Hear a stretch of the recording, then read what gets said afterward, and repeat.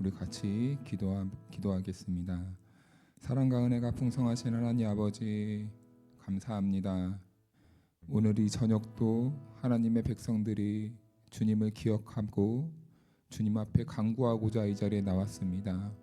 하나님 아버지, 오늘 이 시간 우리의 마음을 어루만져 주시고 우리들의 심령을 열어주셔서 하나님 이 시간 하나님의 영광을 느끼게 하시고 하나님의 따뜻한 손길을 경험하게 하시고 우리들의 아픈 마음과 슬픈 마음과 어려운 마음들이 주님의 말씀으로 인하여서 깨끗하게 해소되고 우리의 영혼이 치유를 얻고 나음을 얻는 이 시간 되게 도와주옵소서. 우리가 찬양으로 나아갑니다. 찬양 가운데 거하여 주셔서 우리가 이 찬양을 부르기에 합당한 입술이 되게 하시고 하나님이 우리의 찬양을 통하여서 기뻐 받아 주옵소서. 우리 가운데 함께 하시고 우리를 하나님께로 인도하실 예수 그리스도의 이름으로 기도하옵나이다. 아멘. 우리 같이 주께 가까이 날 이끄소서 찬양하겠습니다.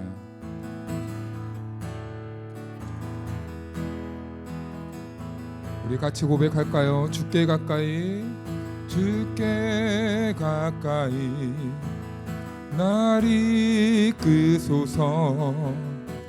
간절히 주님만을 원합니다. 채워주소서. 주의 사랑을 진정한 찬양 누릴 수 있도록 주께 가까이, 주께 가까이 날 이끄소서. 간절히 주님만을 원합니다. 채워주소서. 주의 사랑을 진정한 찬양 드릴 수 있도록 한 번 더 주께 가까이, 주께 가까이 날 이끄소서. 간절히 주님만을 원합니다.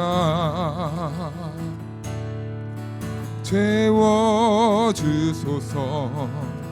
주의 사랑을 진정한 찬양 드릴 수 있도록 주께 가까이, 주께 가까이 날 이끄소서. 간절히 주님만을 원합니다. 채워주소서. 주의 사랑을 진정한 찬양 드릴 수 있도록 목마른 나의 영혼, 목마른 나의 영혼 주를 부르니 나의 맘 만져 주소서. 주님만을 원합니다. 더 원합니다. 나의 맘 만져 주소서. 주께 가까이, 주께 가까이 날 이끄소서. 간절히 주님만을 원합니다. 채워주소서. 주의 사랑을 진정한 찬양 드릴 수 있도록 목마른 나의 영혼 주를 부르니 나의 맘 만져 주소서.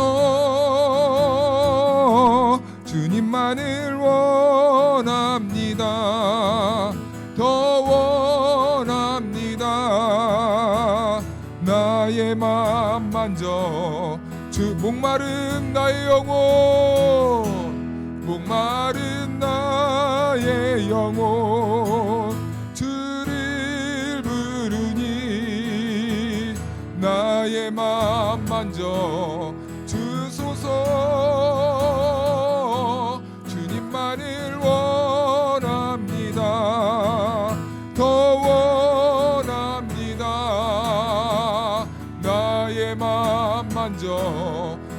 목마른 나의 영혼 목마른 나의 주를 부르니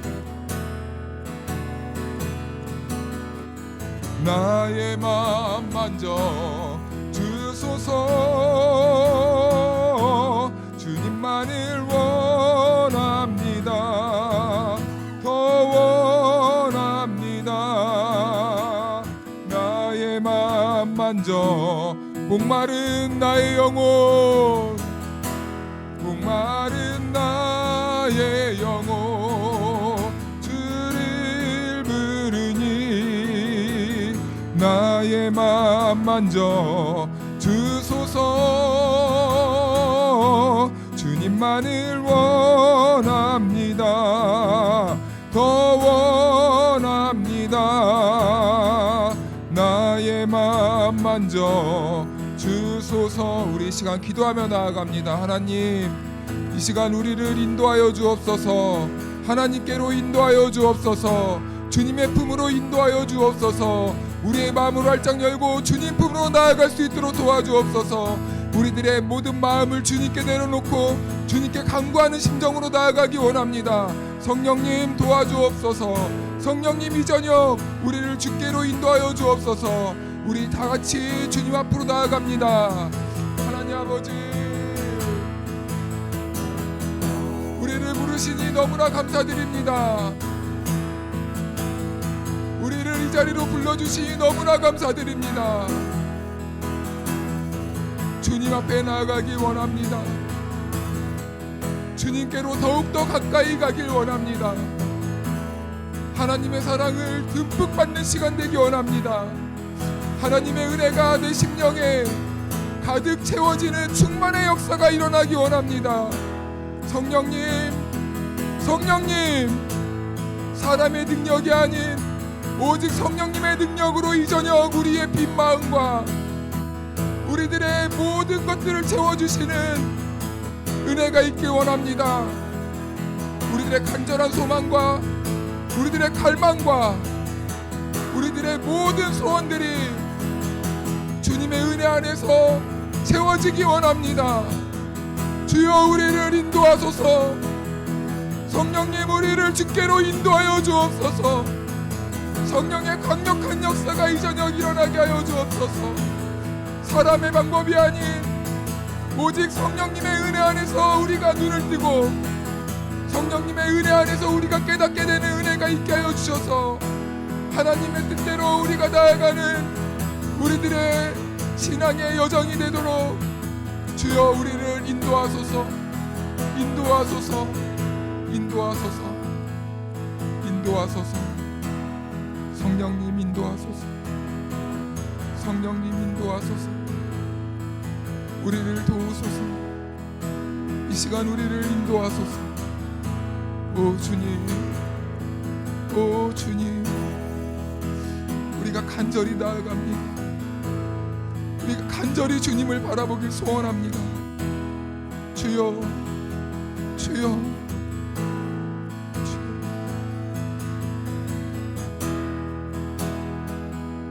목마른 나의 영혼 주를 부르니 나의 맘 만져 주소서 주님만을 원합니다 더 원합니다 나의 맘 만져 우리 다시 한번 간절한 마음으로 목마른 나의 영혼 주를 부르니 나의 맘 만져 주소서 주님만을 원합니다 더 원합니다 나의 맘 만져 목마른 나의 영혼 목마른 나의 영혼 주를 부르니 나의 맘 만져 주소서. 주님만을 원합니다. 더 원합니다. 나의 맘 만져 주소서. 나의 맘 만져 주소서. 나의 맘 만져 주소서. 나의 맘, 나의 맘 만져 주소서. 할렐루야. 우리 이 시간에 손뼉 치면서 찬양하길 원합니다.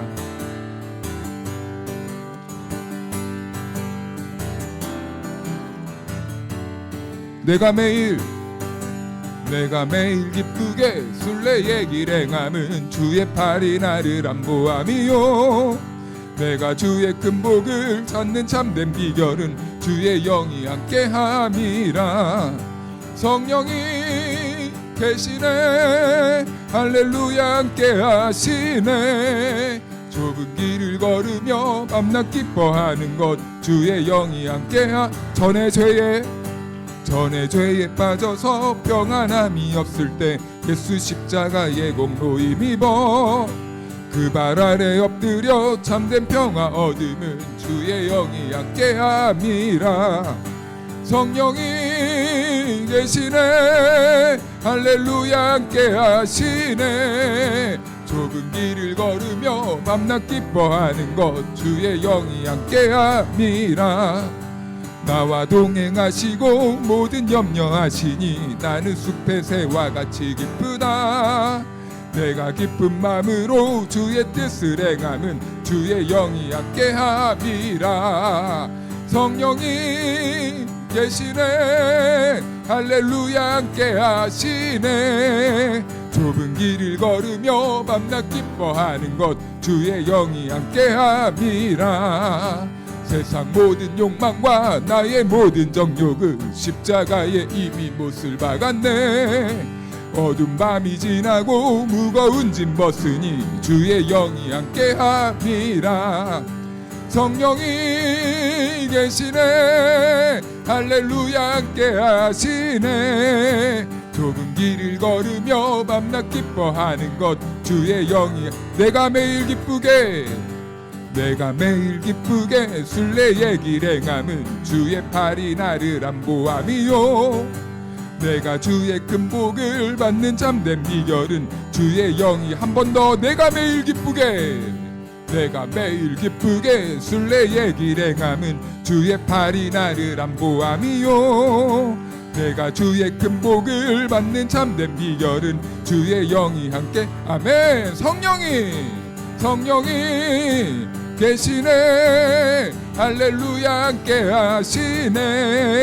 좁은 길을 걸으며 밤낮 기뻐하는 것 주의 영이 함께하. 전에 죄에 빠져서 평안함이 없을 때 예수 십자가의 공로 힘입어 그 발 아래 엎드려 참된 평화 얻음은 주의 영. 한 번 더 고백할까요? 전에 죄에 빠져서 평안함이 없을 때 예수 십자가의 공로 힘입어 그 발 아래 엎드려 참된 평화 얻음은 주의 영이 함께함이. 성령이 계시네. 할렐루야. 함께하시네.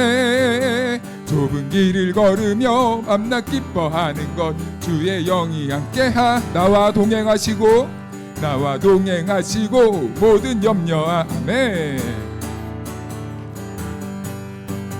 내가 기쁜 마음으로 주의 뜻을 행함은 주의 영이 함께하. 나와 동행하시고 모든 염려하시니 나는 숲의 새와 같이 기쁘다. 내가 기쁜 마음으로 주의 뜻을 행함은 주의 영이 함께하. 성령이 계시네. 아멘. 좁은 길을 걸으며 밤낮 기뻐하는 것 주의 영이 함께함이라. 세상 모든 욕망과 나의 모든 정욕은 십자가에 이미 못을 박았네. 어두운 밤이 지나고 무거운 짐 벗으니 주의 영이 함께하. 세상 모든 욕망과 나의 모든 정욕은 십자가에 이미 못을 박았네. 어두운 밤이 지나고 무거운 짐 벗으니 주의 영이 함께함이라. 성령이 계시네. 할렐루야 함께하시네. 좁은 길을 걸으며 밤낮 기뻐하는 것 주의 영이 성령이 계시네. 성령이 계시네. 할렐루야 함께하시네. 좁은 길을 걸으며 밤낮 기뻐하는 것 주의 영이 성령이 계시네. 성령이 계시네. 할렐루야 함께하시네. 좁은 길을 걸으며 밤낮 기뻐하는 것 주의 영이 갈 길을 밝히 보이시니. 갈 길을 밝히 보이시니 주 앞에 빨리 나갑시다. 우리를 찾는 구주 예수 곧 오라 하시네. 죄악 벗은 우리 영혼은 기뻐 뛰며 주를 보겠네. 하늘에 계신 주 예수를 영원히 섬기리. 우리를 오라 하시는 말 기쁘게 듣고 순종하세. 구주를 믿기 지체 말고 속속히 나가세. 죄악 벗은 우리 영혼은 기뻐 뛰며 주를 보겠네. 하늘에 계신 주 예수를 영원히 섬기리. 주 오늘 여기 계시오니 다 와서 주의 말씀 듣세. 듣기도 하며 생각하니 참 진리시로다. 죄악 벗은 우리 영혼은 기뻐 뛰며 주를 보겠네. 하늘에 계신 주 예수를 영원히 섬기. 갈 길을 밝히 보이시니 주 앞에 빨리 나갑시다. 우리를 찾는 구주 예수 곧 오라 하시네. 죄악 벗은 우리 영혼은 기뻐 뛰며 주를 보겠네. 하늘에 계신 주 예수를 영원히 섬길. 우리를 오라 하시는 말 기쁘게 듣고 순종하세. 구주를 믿기 지체 말고 속속히 나가세. 죄악 벗은 우리 영혼은 기뻐 뛰며 주를 보겠네. 하늘에 계신 주 예수를 영원히 섬기리. 주 오늘 여기 계시오니 다 와서 주의 말씀 듣세. 듣기도 하며 생각하니 참 진리시. 아멘. 죄악 벗은 주를 보겠네. 하늘에 계신 주 예수를 영원히 죄악 벗은 우리 영혼은 기뻐 뛰며 주를 보겠네. 하늘에 계신 주 예수를 한 번 더. 죄악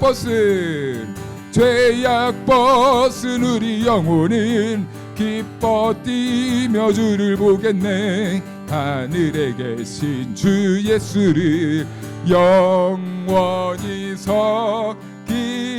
우리 느리게 고백할까요? 죄악 벗은 우리 영혼은 기뻐 뛰며 주를 보겠네. 하늘에 계신 주 예수를 우리 그날을 고대하며 다시 한번 고백합시다. 죄악 벗은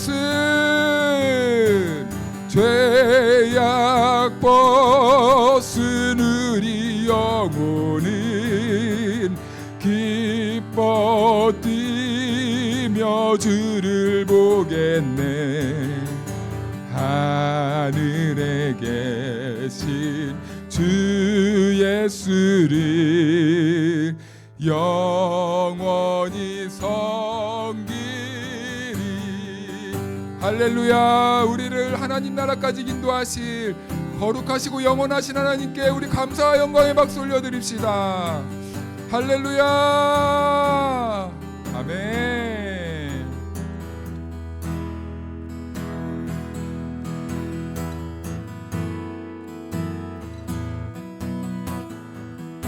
주의 보좌로 나아갈 때에, 주의 보좌로 나아갈 때에 어떻게 나가야 할까?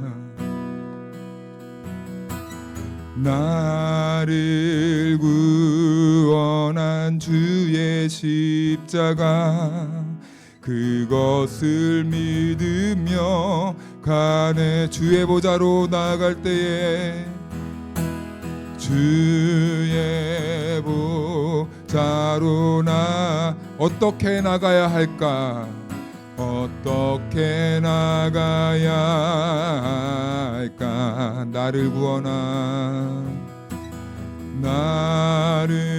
구원한 주의 십자가, 그것을 믿으며 가네. 아멘. 자격 없는 내 힘이 아닌, 자격 없는 내 힘이 아닌,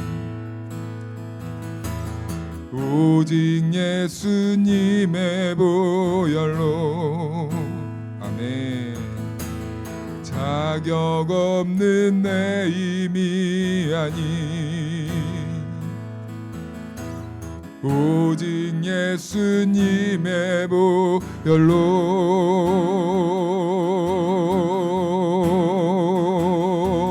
십자가의 보혈,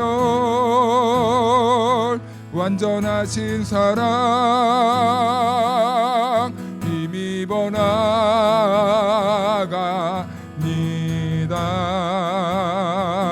십자가의 보혈,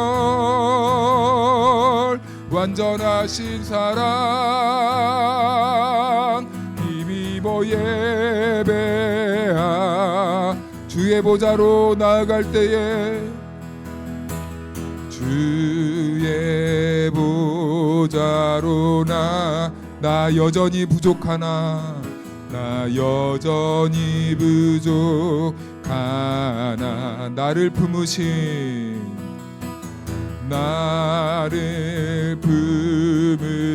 주의 그 사랑, 그것을 믿으며. 우리 같은 부분 다시 한번 고백할까요? 주의 보좌로 나아갈 때에, 주의 보좌로 나아갈 때에 나 여전히 부족하나.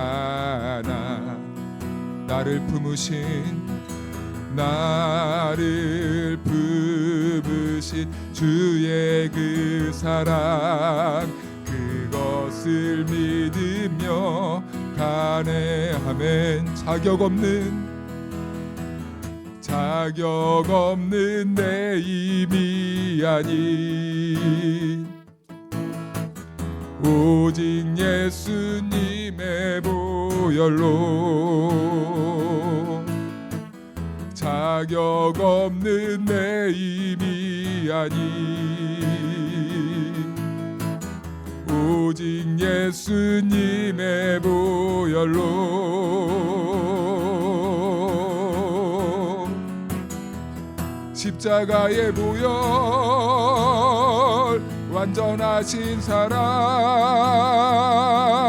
힘입어 나갑니다.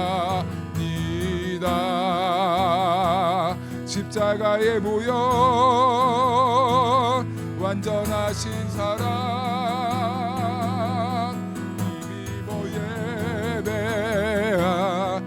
자격 없는 내 힘이 아닌, 자격 없는 내 힘이 오직 예수님의 보혈로, 오직 예수님의 보혈로, 자격 없는 내 힘이 아닌 오직 예수 그리스도의 보혈로만. 우리 다시 한번 선포합시다. 자격 없는 내 힘이 아닌 오직 예수님의 보혈. 자격 없는 내 힘이 아닌, 자격 없는 내 힘이 아닌 오직 예수님의 보혈로만, 님의 보혈로,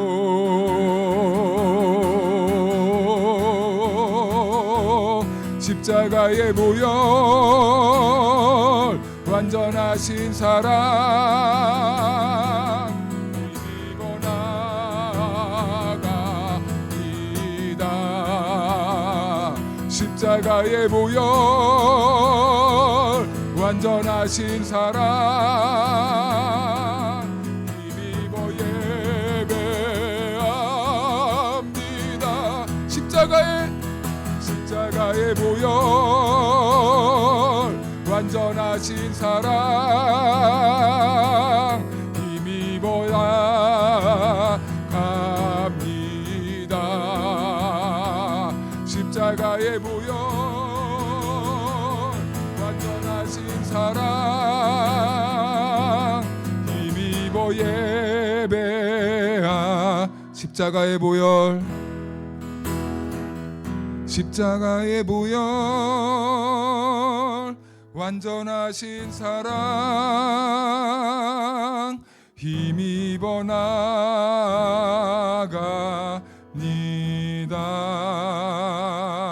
십자가의 보혈,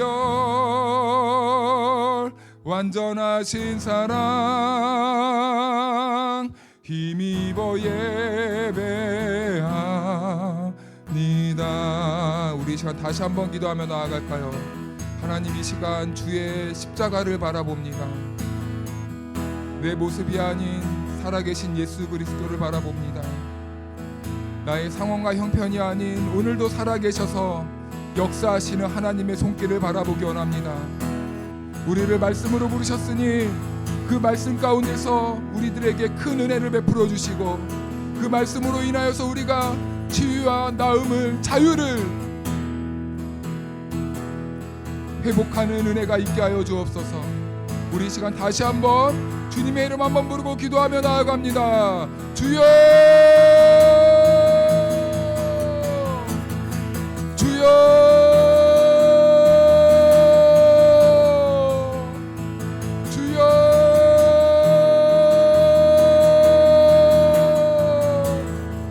아버지, 오늘 우리들을 주님의 은혜로 불러주시으니 하나님, 오늘 우리가 하나님의 은혜 안에서 하나님의 살아계심을 경험하고 하나님의 역사하심을 이 시간 느끼는, 체험하는 살아있는 이 저녁 되게 도와주옵소서. 성령 하나님, 강권적으로 역사하여 주셔서 나의 뜻이 아닌, 나의 생각이 아닌, 내 원이 아닌, 나의 힘이 아닌 오직 성령님의 능력 안에서 우리가 하나님의 음성을 듣고 주께서 역사하시는 모든 행하신 가운데 우리가 살아계신 하나님을 만나는 시간 되게 하여 주옵소서. 주여, 우리가 고침받기 원합니다. 나음받기 원합니다. 새롭게 되기 원합니다. 달라지기 원합니다. 주님께 나아가기 원합니다. 주여, 주여, 우리들의 영혼을 인도하여 주옵소서. 주님께 맡겨드리오니 주여, 주여, 주의 말씀 가운데 은혜가 있게 하시고 주의 말씀으로 우리를 인도하시며 주의 말씀 안에서 우리가 삶의 이유와 삶의 근거와 삶의 모든 방향이 깨달아지고 회복되는 은혜가 있게 하셔서 우리가 말씀을 통하여서 주님 앞에 회개하게 하시고 주님 앞에 더욱더 가까워지게 하시며 주님의 은혜를 간구하는 이 시간 되게 도와주옵소서. 주여 도와주십시오. 참 좋으신 하나님 아버지 감사합니다. 네, 오늘 이 저녁 우리에게 주신 말씀 보도록 하겠습니다. 히브리서 2장 5절에서 9절 말씀까지입니다. 네, 한 절씩 교독합니다. 하나님이 우리가 말하는 바 장차 올 세상을 천사들에게 복종하게 하심이 아니니라.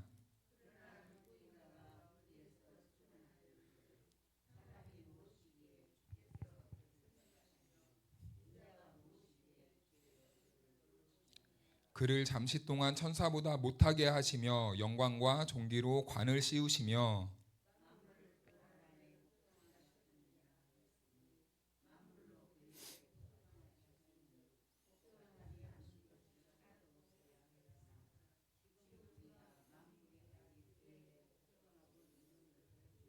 같이 읽습니다.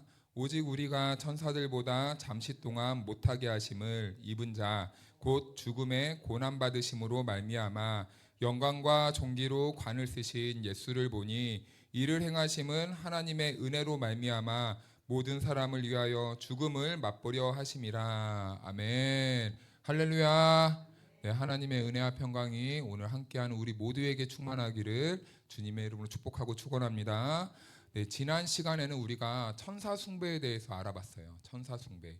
사람들이 천사와 같이 그 천상계를 꿈꾸면서 나도 천사처럼 하나님을 예배했으면 좋겠다라는 이 헛된 환상에 빠졌다라고 말씀드렸습니다. 그래서 하나님께서는 성도들이 그리스도가 천사보다 더 우월한 존재라는 것을 말씀해 주셨어요. 어느 시대든지 새로운 지식을 받아들일 때는요, 사람들이 마음이 흔들립니다. 이게 옳은가? 이게 맞는가? 새로운 것이 내 앞에 탁 하고 오면요, 항상 사람은 경계를 하고 방어적이게 됩니다. 그러면서 마음의 흔들림, 생각의 흔들림, 지식의 흔들림, 내가 알고 있던 것에 흔들림이 찾아와요. 그런데요, 우리 안에 어떠한 혼동이 생기고 흔들림이 생기는 것은요, 나쁜 것이 아닙니다. 이것은 어색할 뿐이지 이것은 우리들에게 오히려 더 유익이 되는 거예요. 혼란이 있어야 다부럽게 되고요, 흔들림이 있어야 우리가 삶의 정리가 일어납니다. 우리 안에 아무런 것도 일어나지 않잖아요. 잠잠한, 그냥 우리가 냇가처럼 이렇게 잠잠하잖아요. 그러면요, 우리는요, 뭐가 잘못됐는지, 뭐가 옳은지, 무엇이 진리인지, 무엇이 그릇된 것인지 분간하지 못하다가 그렇게 가게 돼 있는 거예요. 그래서 우리 안에 흔들림이 있어야 새로운 답도 얻게 되고 우리의 삶의 생각에, 지성에 정리가 되는 것입니다. 그래서요, 꽃을 피려면요, 땅에 뿌리를 깊이 내려야 되잖아요. 그런데 그거 아십니까? 강력한 바람이 꽃줄기를 흔들어야 꽃줄기가 흔들려서 위협을 느끼고요, 그때부터 흔들리지 않으려고 무엇을 내리는지 아십니까? 뿌리를 땅 깊숙하게 내린다고 합니다.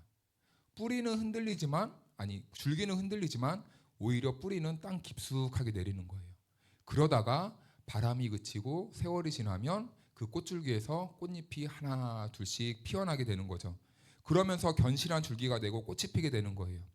히브리서를 받는 사람들도요, 흔들림이 있었다는 거예요.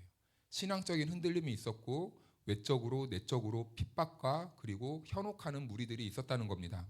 그래서 그러한 흔들리는 성도들의 믿음을 붙잡아 주기 위해 너희가 어디에 뿌리를 내려야 되느냐를 알려주고 있는 게 히브리서 말씀인 것이죠. 그래서 예수님이 누구신지를 분명하고 정확하게 히브리서가 기록하고 있다는 거예요. 그래서요, 히브리서를 받는 그 시대의 사람들도 이렇게 고민이 많았잖아요. 그런데 히브리서의 시대를 살아가는 그 사람들과 동시에 오늘날 우리들도 사실은 영적으로, 신앙적으로 많은 흔들림이 있다는 것입니다. 그렇다면 그 당시에 사람들이 헷갈려 했던 것과 흔들렸던 것, 그리고 우리가 또 흔들리고 있는 것들에 관해서 이 동질성을 한번 발견해 보고, 우리가 이 세 가지 정도의 질문을 통해서 우리가 그 신앙의 답을 한번 천천히 발견해 보고자 합니다. 먼저 7절 말씀을 우리 다 같이 한번 읽어볼까요? 시작. 그를 잠시 동안 천사보다 못하게 하시며 영광과 존귀로 간을 씌우시며. 아멘. 네, 그를 잠시 동안 천사보다 못하게 하시며. 히브리 사람들은 예수님이 누구시냐, 예수님이 메시아가 맞느냐라는 질문이 있었어요. 아니, 메시아라면 왜 그 저주받은 십자가에 못 박혀 죽으셔야 돼? 왜 그는 아무것도 행하지 않으신 거야? 왜 그는 그냥 무기력하게 십자가에 죽어야만 했던 거야?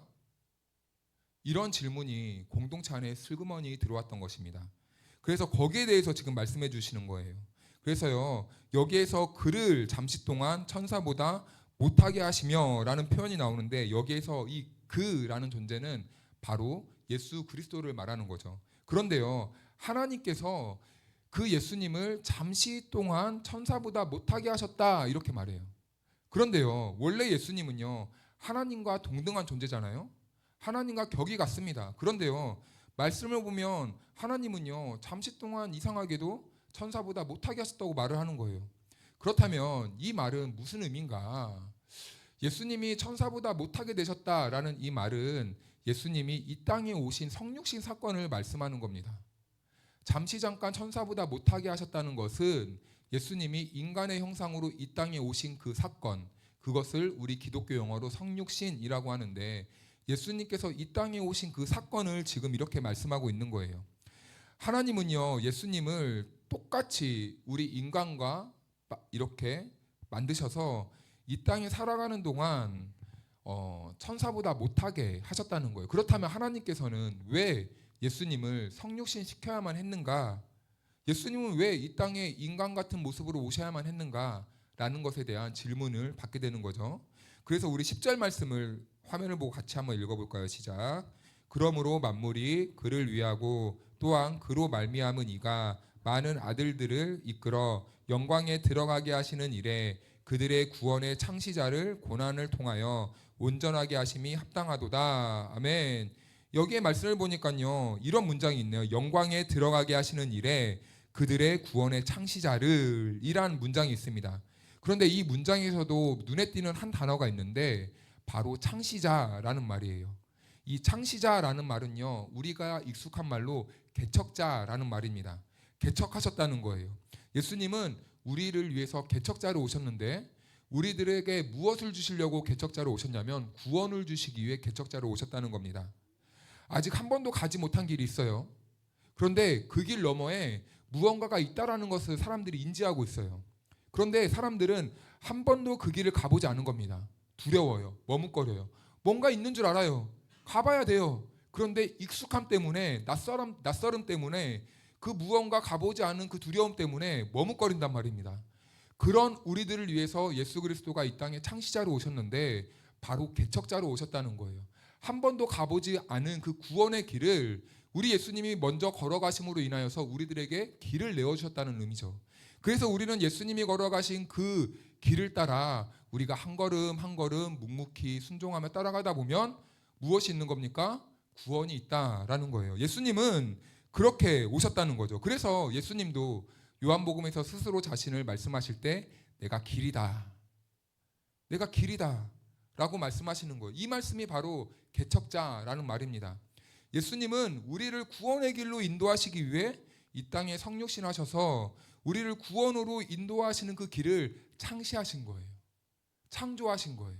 만들어내신 거예요. 열어주신 거예요. 그래서 우리는 누구만 따라가야 되는 거예요? 예수님이 가신 길만 우린 따라가면 되는 겁니다. 그 길 가운데 우리의 구원이 있고 생명이 있고 영원한 하나님 나라가 있다는 거예요. 그렇다면 예수님께서는 그 길을 어떻게 닦아내셨는가? 고난을 통하여 온전하게 하심이 합당하도다 라고 이렇게 말씀하고 있습니다. 예수님께서는 우리들을 구원으로 인도하기 위해 고난을 통하여 라고 말해요. 이 고난은 단순히 힘들고 어려운 것을 의미하는 게 아니에요. 이 고난은 어떤 고난이냐면 예수님께서 우리를 죄로부터 구원하기 위해 십자가를 짊어지신 그 십자가 사건을 말하는 겁니다. 그것이 바로 예수님이 당한 고난이라는 거예요. 우리를 구원하기 위해 예수님께서 십자가를 짊어지고 자기가 스스로 제물이 되기 위해 십자가 위에 달려 죽으셨단 말입니다. 그래서 우리는요, 예수님의 십자가의 그 죽음의 길이 아니고서는 우리가 구원받을 수 없다 라는 것을 히브리서 기자는 말하는 거예요. 그래서 우리는 이제 예수님께서 걸어가신 그 십자가의 길, 그 좁은 길, 누구도 가지 않는 그 협착한 길, 아무도 가지 않으려고 하는 그 어려운 길, 그 길을 따라가야 된다라는 것을 히브리서 기자는 말씀해 주는 거죠. 왜 이런 말씀을 합니까? 흔들리거든요. 어렵거든요. 믿음이 깊이 뿌리내리지 못했거든요. 무엇인지 진리가 무엇인지 분간하지 못하거든요. 그러니까 세상에 여러 가지 유혹과 환난과 박해가 오니까 마음이 힘들어지고 어려워지고 이게 맞는가? 은혜 받을 때는 좋았어요. 그런데 어려움이 생기니까 이게 맞는가? 흔들리는 거예요. 그러니까 이 히브리서 기자는 예수님이 고난을 통하여서 온전하게 하심이 합당하도다라고 이렇게 말을 하는 거예요. 그 고난은 십자가의 길이라는 겁니다. 사랑하는 여러분, 우리는요 다른 방법으로는 구원을 얻지 못하는 거예요. 오직 예수 그리스도의 보혈이 담긴 그 십자가의 길로만이 우리가 구원받게 됨을 믿습니다. 그리고 11절은 이렇게 말씀하는 거죠. 거룩하게 하시는 이와 거룩하게 함을 입은 자들이 다 한 근원에서 난지라. 그러므로 형제라 부르시기를 부끄러워하지 아니하시고. 아멘. 여기에는요 두 존재가 나옵니다. 거룩하게 하시는 이, 그리고 거룩하게 함을 입은 자들이라는 표현이 나와요. 그런데요 이 두 존재가 어떻게 되었는가? 한 근원에서 나왔대요. 이것은 무엇을 의미합니까? 한 근원에서 나왔다는 것은 어머니의 한 자궁에서 나왔다는 것과 마찬가지예요. 그러면은 한 자궁에서 나왔다는 것은 이 두 관계가 어떤 관계라는 겁니까? 형제라는 거예요. 자, 그런데 이상하죠? 거룩하게 하시는 이, 그리고 거룩하게 함을 입은 자들, 전혀 어울리지 않는 관계가 이 한 형제가 되었다고 히브리서는 말씀하고 있어요. 그런데요 이 두 존재는요 사실은 어울릴 수 없는 관계예요. 왜냐하면요 이 거룩하게 하시는 이는 예수님이신데, 예수님은 누구와 동등하다고 말씀했습니까? 하나님과 동등됨이에요. 그런데 이 거룩하게 함을 입은 자들은 이 허물 많고 죄의 질척이는 죄밖에 지을 줄 모르는 우리잖아요. 다르잖아요. 격이 다르잖아요. 완전히 다른 존재잖아요. 신과 인간이잖아요. 거룩한 자와 거룩하지 못한 자잖아요. 죄가 없는 자와 죄가 없는 분과 죄가 충만한 자, 이 둘이 어떻게 한 형제가 될 수 있다는 말입니까? 그런데 오늘 히브리서 기자는 그와 우리가 한 형제 되었다라고 말해요. 그렇다면 어떻게 하나님과 우리가 한 형제가 될 수 있었는가? 이것이 가능한 방법이 하나 있었다는 거예요. 그것이요 천사보다 잠깐 못하게 된 사건이었다는 겁니다. 예수님이 성육신 하셨기 때문에 그 일이 가능했다는 거예요. 예수님이 자기의 본체를 버리시고 우리와 같은 이 육체를 가지고 오셨기 때문에 그 일이 가능했다라는 겁니다. 구약의 율법을 보면요 거룩한 것이 부정한 것에 닿으면요 어떤 일이 발생할까요? 거룩한 것이 부정한 것에 닿였어요. 그럼 어떤 일이 발생할까요? 거룩함이 부정한 것을 깨끗하게 하나요? 아닙니다. 거룩한 것이 부정하게 돼요. 그런데요 이것을 뒤집은 사건이 한번 나옵니다. 예수님이 길을 가고 있었어요. 그런데요 무슨 온갖 방법을 써도 자기 병을 치유하지 못한 한 여인, 이 기구한 인생을 가진 여인이 나옵니다. 혈류병, 유출병에 걸린 이 여자가 나오는 거예요. 이 여자는 모든 재산을 탕진하고 할 수 있는 모든 방법을 다 사용했지만 자기 병을 치유하지 못해요. 그러다가 마지막으로 이 도전한 사건이 무엇이었냐면 예수님이 길을 가신대요. 그 소식을 듣고 그 여자가 예수님께 나오는 겁니다. 무리 사이에 숨어서. 걸리면 어떻게 돼요? 이 홍해가 갈라지듯 사람들이 그 여자를 중심으로 싹 갈라져요. 왜요? 부정한 여인이니까. 접촉하면 안 되니까. 접촉되면은 격리돼야 되니까. 그리고 함부로 그 여자가 그렇게 돌아다니고 막 이리저리 만지고 다니면 즉각 처형감입니다. 돌에 맞아 죽어야 되는 상황이에요. 그런데 그 여성은 마지막으로 내가 한번 그 예수님께 한번 마지막으로 내 모든 걸 걸어보겠다 라는 이 심정으로 무리 사이에 숨어서 예수님이 걸어가실 때 옷자락이라도 살짝 만지는 거죠. 그러자 예수님의 그 거룩이 누구에게로 흘러가냐면 그 부정한 여인에게 흘러가는 거예요. 원래대로 하면은 그 여자로 인해서 예수님은 부정한 자가 되어야 됩니다. 그런데 예수님의 거룩이 그 여자의 부정함을 압도해 버리는 거예요. 이겨 버리는 거예요. 깨끗하게 된 거예요. 치유가 받은 거예요. 그래서 예수님께서 딸아, 내 믿음이 너를 구원하였다. 딸아, 네 믿음이 너를 구원하였다. 라고 이렇게 많은 사람들 앞에서 선포를 해버리시는 것이죠. 그 작은 믿음, 간절한 믿음, 여인의 그 믿음 때문에 이 부정한 질병이 깨끗하게 치유를 받게 되었다라고 성경은 기록하고 있어요. 이것이요, 예수님이 이 땅에 오신 목적이라는 겁니다. 예수님이요, 이 땅에 성육신하신 그 이유는요, 우리의 모든 죄와 모든 부정함을 스스로 다 뒤집어 쓰시려고 온 거예요. 예수님이 다 가져가시려고 온 거예요. 예수님이 다 자기가 담당하시고 다 한 번에 해결해 버리려고 예수님이 우리를 위해 이 땅에 오셨다라는 겁니다. 그리고요, 예수님은 상징적으로 그 여인이 평생 동안 질고 있던 그 부정함을 예수님이 자신이 대신 뒤집어 쓰심으로 그 여자가 다시 부정함에서 자유함을 얻게 되는 그 아름답고 예수님의 그 본질의 사역을 보여주는 이 말씀을 담아내고 있는 것이죠. 그래서 이사야 선지자도 이 땅에 성육신하실 메시아에 대해서 이렇게 노래를 하는데요. 우리 이사야 53장 5절 말씀을 다 같이 한번 읽어볼까요? 시작.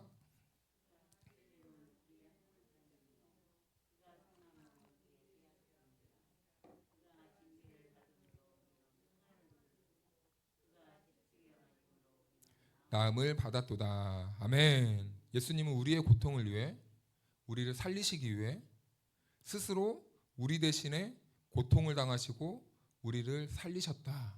이것을 이사야 선지자가 미리 예언하며 노래한 구절이죠. 예수님이 이 땅에 성육신하신 목적, 그리고 이 땅에 반드시 인간으로 오셔야만 했던 그 이유입니다. 그래서 11절에서 다시 보면요, 거룩하게 하시는 이와 거룩하게 함을 입은 자들이 다 한 근원에서 난지라. 어떻게 이게 가능해요? 가능하지 않은 거죠. 그런데 예수님은 우리와 본질적으로 다른 존재이지만 우리를요, 한 형제로 맞아들이는데 부끄러워하지 않으시고 우리를 그 십자가로 끌어안으시고 하나님의 이 거룩한 영광으로 뚜벅뚜벅 걸어가셨다라는 겁니다. 그래서 우리는 예수 그리스도의 십자가로 인하여서 우리가 예수님과 한 형제가 되었고, 그리고 우리가 예수님과 형제가 됨으로 인하여서 우리가 아버지 되시는 하나님께로 나아갈 수 있는 그 은혜, 특권을 누리게 되었다는 거예요. 그래서 우리가 예수 그리스도의 그 십자가로 인하여서 하나님 안에서 다시 태어난 그 거룩한 존재가 되었다는 것을 말씀해주고 있는 것입니다. 사랑하는 여러분, 은혜란 무엇입니까? 은혜요, 여겨주심을 받는 거예요. 여김을 받는 겁니다. 하나님의 자비와 긍휼로 우리가 자격은 없지만 하나님이 우리를 그렇게 여겨주시는 거예요. 우리를 그렇게 그냥 대해 주신다고요. 우리를 하나님의 아들이고 딸로 삼아 주신다는 겁니다. 여러분, 삶에 근심이 있나요? 어려움이 있나요? 조금의 불편함이 있나요? 괴로움이 있나요? 어떠한 깨어짐을 경험하셨나요? 비참함이 내 삶을 짓누르시나요? 기억하십시오. 하나님이 우리를 하나님의 아들로, 딸로 여겨주셨다라고 말해요. 하나님은 누구십니까? 이 땅의 창시자, 창조자이잖아요. 우리가 그 하나님의 능력 앞에 하나님의 아들과 딸로 이 자리에 서 있다면 우리 안에는 근심과 염려가 있을 수가 없는 거예요.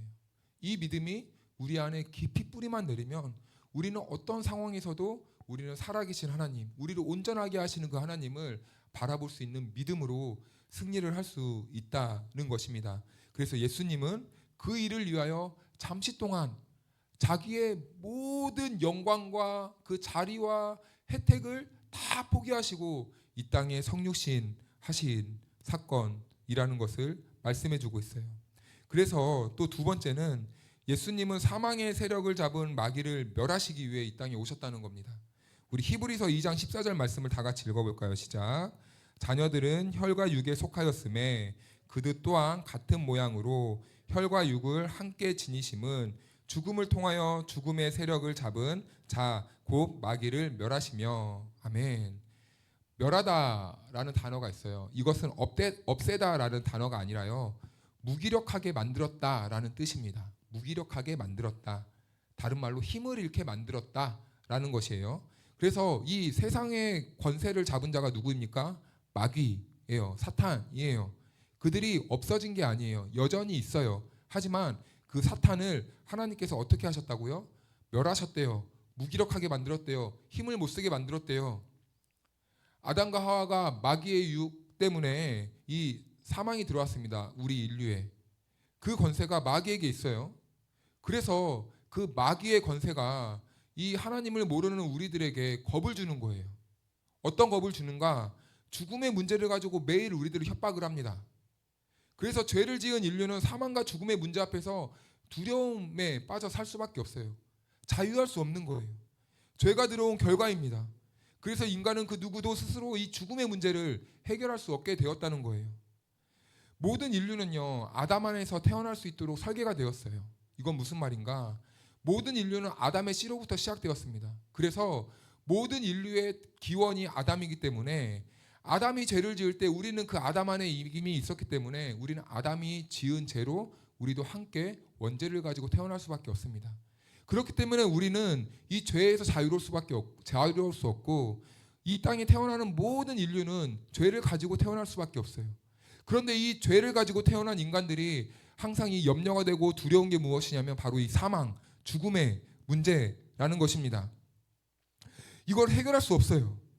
그런데 이 죄를 가지고 태어난 사람들의 결과는 곧 사망이기 때문에 이 사망으로 인하여서 이 사람들은 이 두려워하고 염려하고 어떻게 하면 이것을 극복할 수 있을까 생각하다가 오히려 하나님과 다른 길을 가버리고 자기만의 세상을 만들어버리는 이런 아이러니한 세상을 만들어가게 됐다는 겁니다.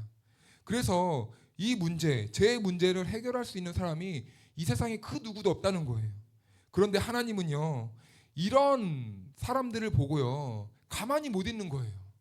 우리 같으면은 너네들 한번 잘해봐라 이렇게 생각해 볼 수도 있는데 애가 타는 거예요. 우리를 바라보면서 마음이 막 절절한 거예요. 얘네들을 어떻게 할까 막 사랑의 그 절절한 마음이 들끓는 거예요. 그래서 어떻게 행하십니까? 예수님은 어떻게 우리를 살려내십니까? 고민하고 한탄하고 어떻게 이것을 결론 내릴까 하다가 예수 그리스도를 이 땅에 보내버리셨다고요. 그리고 자기 아들을 사람의 몸으로 이렇게 만드셔서 아버지의 뜻에 순종할 수 있게 하셨다고요. 여러분, 이게 이해가 되십니까? 믿어는 지는데요, 사실 이해가 안 돼요. 이것은 그래서 믿음의 문제이지 이해의 문제가 아니더라고요. 저는요, 제가 예수님이 이 땅에 오신 사건을 저는 잘 이해하는 줄 알았어요. 그런데요, 가만히 어느 날 생각해 보다가요, 이해가 안 되는 거예요. 아니, 왜 하필 나를? 하나님이신데 왜 하필 나를? 이해가 안 돼요. 자격이 없거든요. 무가치하거든요. 죄덩어리거든요. 아무리 생각해도 이해가 안 돼요. 그런데요, 더 놀라운 게 뭔지 아십니까? 믿어지더라고요. 믿어져요. 이게 더 사람을 여러분 힘들게 하더라고요. 사실은 모르겠어요. 알긴 알겠어요. 그런데 그 완전한 알면 모르겠어요. 그런데요, 참 더 답답한 게 믿어져요. 근데 여러분, 그거 아세요? 이게 더 사람을요 슬프게 만들어요. 더 사람을요 힘들게 만들어요. 차라리 이해를 시켜주시지. 그냥 믿어지게 하는 겁니다. 하나님의 놀라운 신비라는 거죠. 하나님은요, 능력이 없어서 자기 아들을 이 땅에 보낸 게 아니에요. 하나님의 사랑이 이토록 크다는 것을 우리들에게 보여준 겁니다. 우리는 우리의 작은 것도 희생하기를 너무 아까워하고 힘들어해요. 이기적인 마음 때문에. 남들이 힘들어하는 모습을 보면서 계산하고 있는 게 우리의 마음이에요. 그런데 하나님과 척지고 등 돌리고 돌아서면 죄 짓는 우리들을 향해서 자기 하나밖에 없는 독생자를 죽여버렸다고요? 이해가 안 되는 거예요. 말이 안 되는 거예요. 하나님의 공의는요 무엇입니까? 범죄한 자를요 죽이도록 되어 있어요. 그런데요 한 가지 예외를 두셨다는 겁니다. 하나님의 공의는 우리를 죽여 마땅하지만 하나님은 예외를 두셨는데 우리를 살려버리시기로 작정하셨다고요. 그래서 자기 아들을 이 땅에 보내셔서 우리 대신에 죄값을 지불하셨다고요. 그게 하나님의 은혜요 사랑이고 우리를 향한 이 공의라는 것입니다. 그래서 우리는요 하나님의 그 은혜로 우리는 죄와 관계없는 상태가 되어버린 겁니다. 우리는요 종종 이런 표현을 사용해요. 예수님이 우리의 죄값을 대신 지불했다. 이 지불했다라는 이 말은 무슨 말이냐면요 다 이루었다라는 이 말입니다.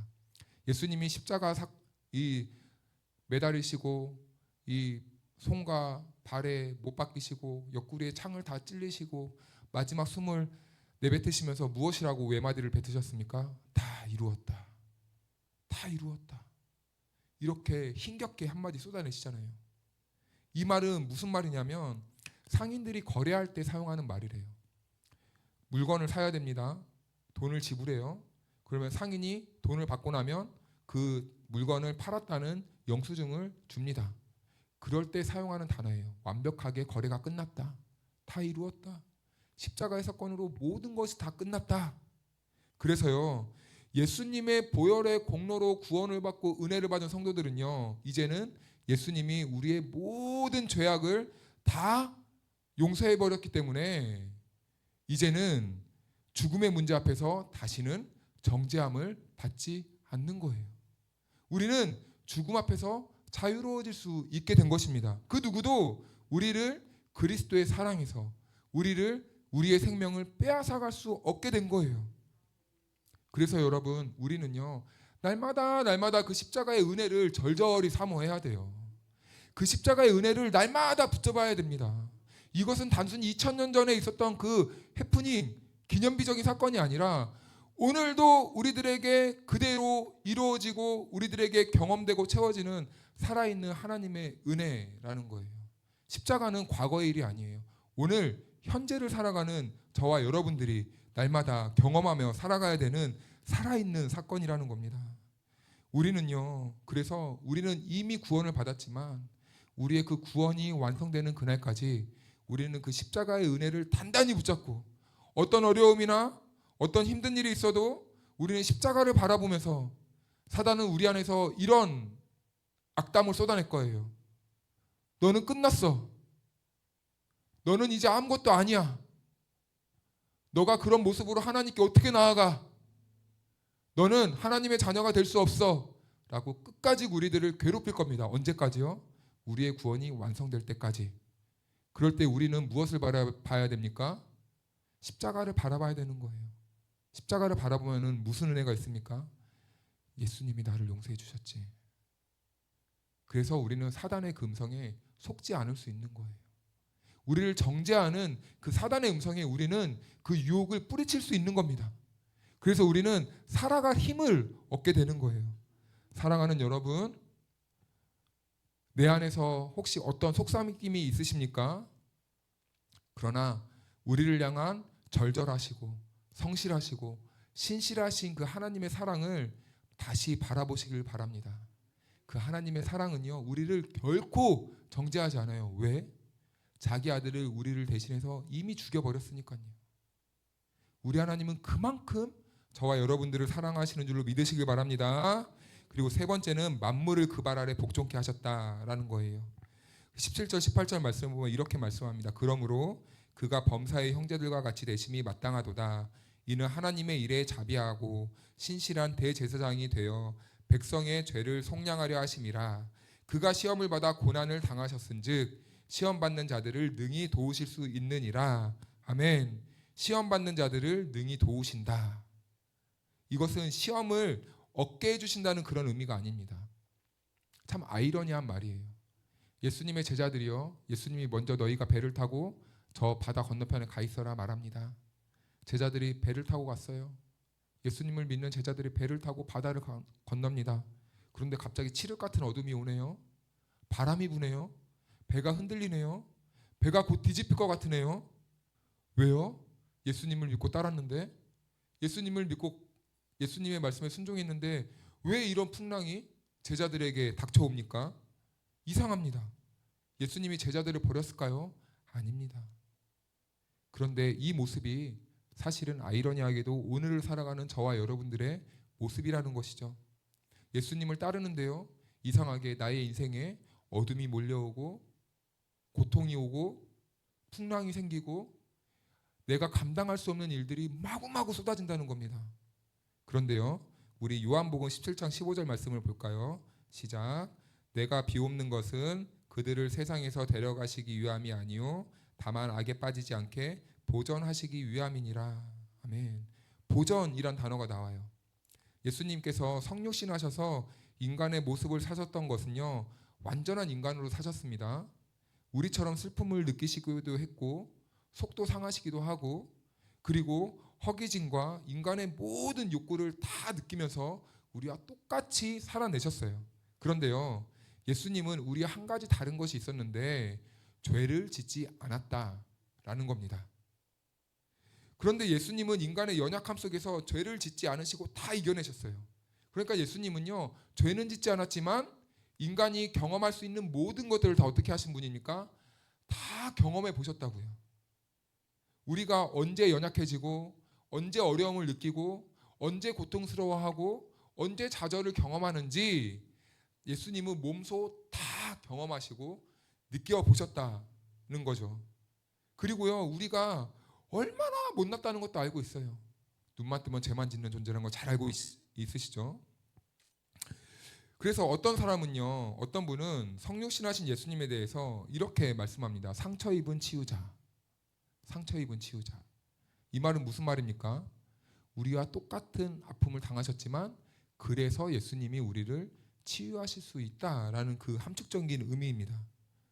이 보전하신다는 말은요, 그래서 예수님은 우리와 멀리 계신 분이 아니라 우리의 그 고통의 삶의 현장으로 찾아오시는 분이라는 것을 의미를 담고 있어요. 우리가 현장에서 느끼는 이 고통과 아픔과 슬픔과 눈물을 보시고 우리의 이 삶의 현장으로 오셔서 그 모든 아픔을 공감해 주시고 눈물을 닦아 주시는 분이다라는 겁니다.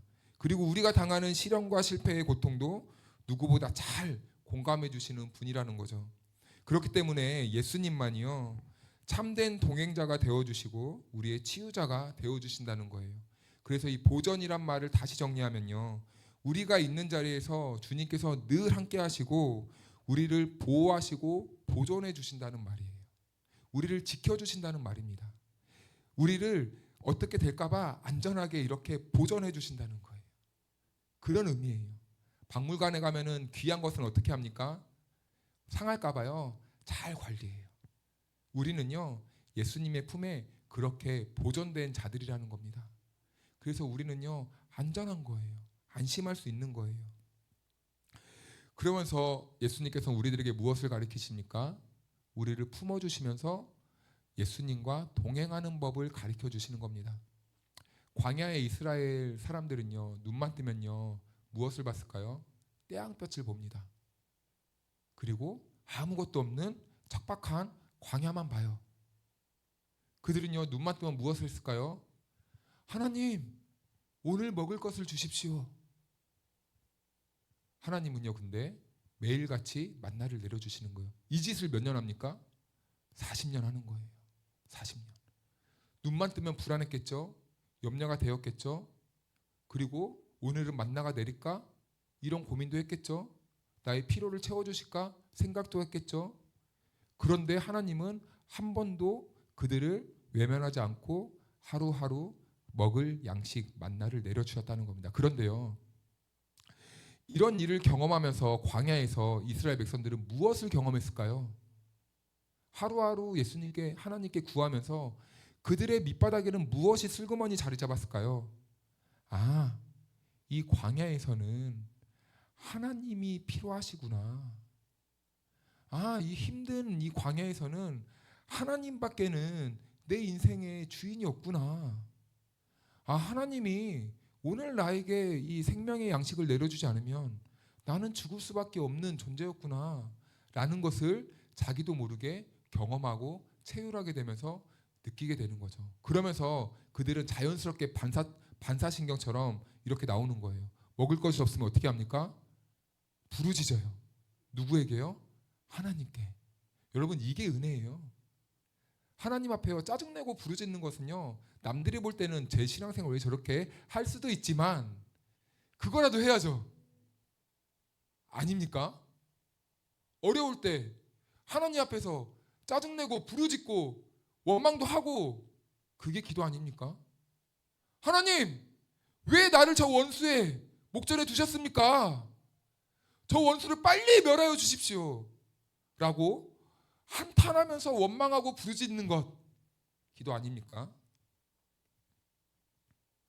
그래서 여러분, 이 광야의 길은요, 하나님이 그 이스라엘 백성들에게 그 광야의 어려움에서부터 얘들아, 내가 너희를 인도하고 먹이고 보살피는 하나님이야 라는 것을 가르쳐주고 있는 것이죠. 그래서 광야의 길은요, 여러분, 우리가 생각할 땐 어렵고 힘든 길이지만 신앙 안에서는 오히려 은혜이고 축복이라는 것입니다. 왜요? 하나님이 하나님 되심을 가장 잘 경험할 수 있는 자리이기 때문입니다. 사랑하는 여러분, 오늘 하나님께서는 저와 여러분들을 이곳으로 불렀습니다. 왜 부르셨을까요? 왜 우리를 여기로 부르셨을까요? 하나님이 하나님 되심을 경험시키려고요. 그럼 우리가 해야 될 것은 무엇입니까? 주를 향해서 얼굴을 들어야죠. 세상에 향하던 시선에서부터 우리가 다시 하나님을 바라보는 시선으로 교정하는 것이죠. 그럴 때 하나님께서 이스라엘 백성들에게 만나를 내려주시고 바위에서 물을 쏟아내어 주셨던 그 하나님이 오늘 우리의 어려움과 결핍과 고난들을 속속들이 다 아시고 하나님께서 우리의 필요를 공급해 주신다라는 것입니다. 그럼 사랑하는 여러분, 저는 늘상 말씀드리지만 우리 여기에 계신 분들이 속속들이 마음 깊이 무슨 어려움과 고민이 있는지는 저는 완전히는 모릅니다. 그래서 저는요, 하나님이 될 수는 없어요. 저는 다만 하나님을 향해서 손가락을 가리켜 줄 수 있는 그 역할만 하는 것입니다. 그럼 이제 제가 가리키는 그 손가락이 있는 곳을 향해서 이제는 여러분들이 어떻게 해야 됩니까? 눈을 들어서 시선을 고정하고 그분께 우리의 마음의 고통과 아픔을 쏟아내는 거예요. 오늘 그 도전이 저와 여러분들에게 있고, 이 기도를 통하여서 하나님께서 우리들에게 정말 세상에서는 경험하지 못하고 해결하지 못하는 그 은혜와 기적과 축복들을 이 시간 풍성하게 부어주실 줄로 믿습니다.